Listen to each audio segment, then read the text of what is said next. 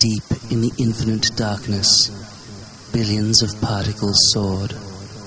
Eagerly clambering onward, they hastened to follow their lords.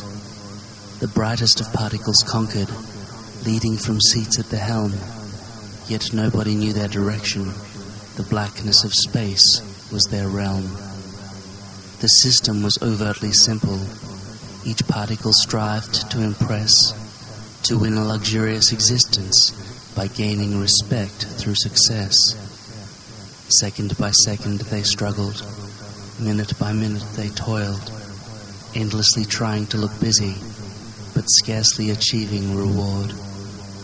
The tail of the comet was different. Here the insightful could find, away from the clamoring rabble, a suitable place for the mind. Thinkers were rare in the comet, resisting the drive to conform, biding each moment in solace, reasoned away from the norm. Centuries seemed like forever. The system continued unchanged. The struggle for luxury endless. Monotony ever remained. The dust of its ancestors followed in a trail as long as time. The dead were all forgotten, the journey of particle kind. But each new day of future, as if by writer's pen, is born, potential outcome, and born this way was Zen. Perfection was elusive, but every thinker knew that somehow it could be achieved. Zen knew it too. Raised to follow the system, Zen questioned every move, resisted every tradition, and cursed the common groove. And was ever restless, despising how they strived, how big things never happened, how the sad ones chose to die. N saw the enormous challenge, N thought N couldn't win, and like so many others, decided to give in. 'Twas in his hour of reckoning, our hero heard the voice, and through his mind it echoed, "Conform, you have no choice."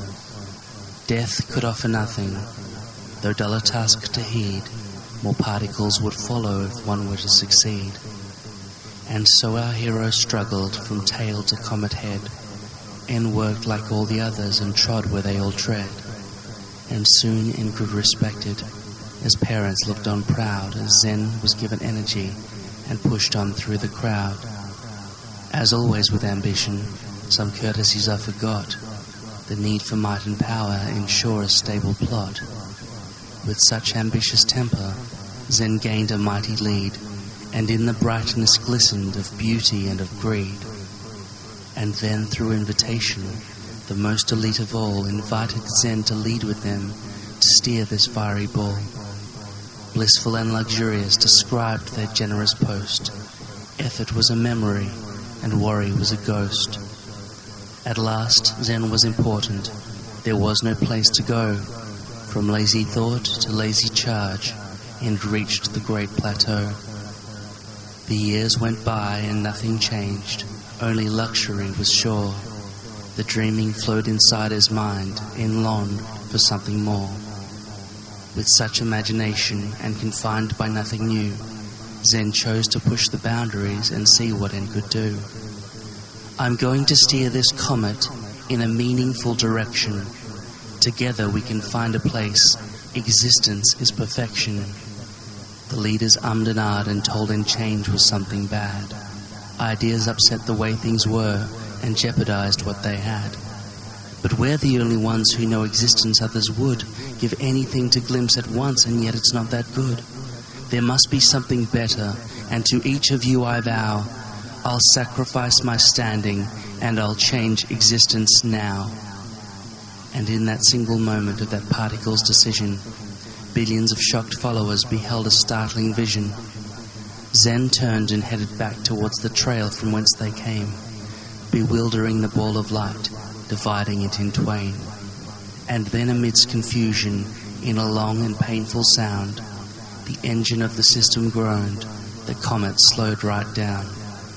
Forget the endless cycle of your busyness and preening, and follow me to find a place where our lives can have meaning. Allured by the promise of a bright so influential, the frightened masses gathered close to hear of this potential.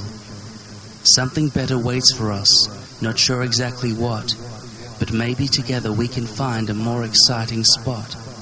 The thinkers of the comet heard the leader for whom they'd yearned, a mind who dreamed of changes and yet so brightly burned. I dream of a location where there's luxury for all, a place where total happiness is felt for bright and small. Then lead us there, the thinkers cried. We've always dreamed of this. Take us to this perfect place where we can live in bliss. I'm not sure where it is exactly, said the mighty Zen, but rest assured we've more chance now than if we'd followed them. The comet churned, those at the helm began to pick up pace. Then all the masses hastened to continue on their race.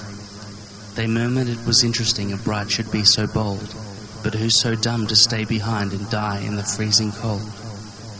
The massive comet flew away and left a startled few, and as the temperature plummeted, they realized it was true.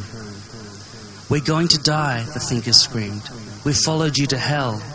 The more our hero pondered it, and feared their deaths as well. We have to move, said Zen at once, and keep all huddled in.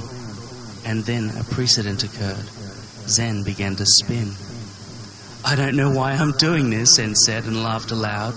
It's just an impulse that I had. Then fear swept through the crowd.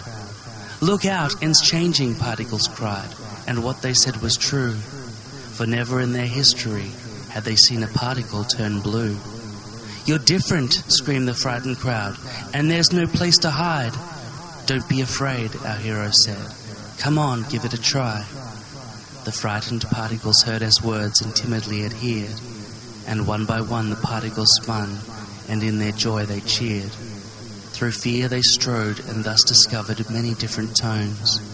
They engineered and tested things and escaped the life of clones. And every day new shapes emerged, excitement kept them moving. They danced and played and learned to sing to the tempo of their choosing. So now I ask you, where should we as this new body go? In which direction ought we head to find the perfect flow? We're here right now, the particles said, creating things together. The answer to perfection is discovering forever. And ever onward did they grow and make all kinds of things. From rose petals to sunsets, rainbows to clouds, they lived their lives like kings.